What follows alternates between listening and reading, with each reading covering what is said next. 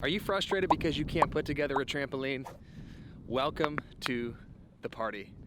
In today's video, we're gonna break down how to put together a trampoline from scratch when you have no idea what you're doing. Check it out.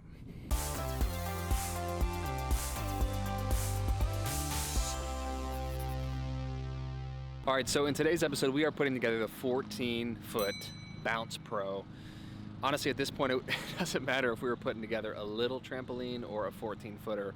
We need so much help. So as you can see in the footage, we've been out here for almost 2 hours trying to put this together, and we feel for you. If you're watching this, we're gonna do everything in our power to make sure that we give you the tips on how to not mess this thing up. So we have so many tools right now that came with the trampoline. We don't know what we're doing. Step number one would be get a drink. Step number two would be call your father or father-in-law. And in literally 5 minutes of him being here, we've already done more than John and I did in 2 hours time. So we're excited. Come take a look at the little intricate tools we've got here.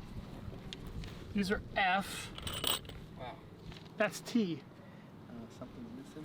And then over here you can see step three, after you've done those first two steps, would be to get all of the pieces out of the box and just kind of set them out to see what you're working with. So this is what we've got. Brooklyn, overall, on a scale of 1 to 10, how excited are you about your trampoline? 10. A 10! You heard it here first. So, as you can see, we are building out the base of this trampoline. It's going really well. Brooklyn is excited, we're excited. And at this rate, we've probably got another 18 hours to go, so it's gonna be fun. Well, Brooklyn, I'm excited that you're excited, but unfortunately for us, we still have a long way to go. Moving on to the tarp, we finally got the base set properly, and you'll notice that the U-shaped legs have the proper spacing as well. But when it comes to the tarp, you really want to make sure that you're getting the springs at the top, the bottom, the left, and the right. And one of the most important pieces is that you are lining up the springs with the holes. Now, I know that may seem obvious, but we had to actually undo probably about 70% of the tarp because we were just off by one little hole.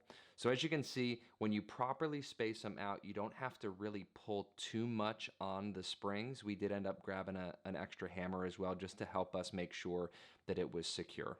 All right, so we are about 4 hours into this thing, and we are almost there. We're putting up the net now, or the net kind of holders now, but pay attention because every detail matters. Make sure you have all the right parts in place. Take them out of the box, specifically the little itty bitty parts. Do not lose the instructions, do not lose the parts.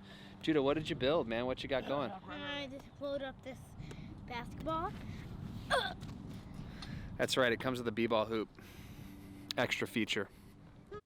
Now, as we move on to the net portion, you'll notice that these small, intricate pieces really need to make sure that they align properly to the picture and to the instructions.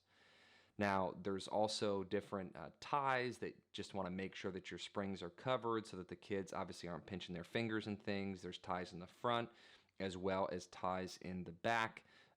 Again, we want to make sure that the netting is properly put on as well. We did have a little bit of confusion. Does the net go on the inside or the outside? Obviously, the answer is the inside, and so that's what we were able to do here.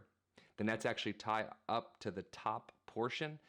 You screw it right in, and then there's a clip as well just to make sure that it's secure regardless of the wind or weather.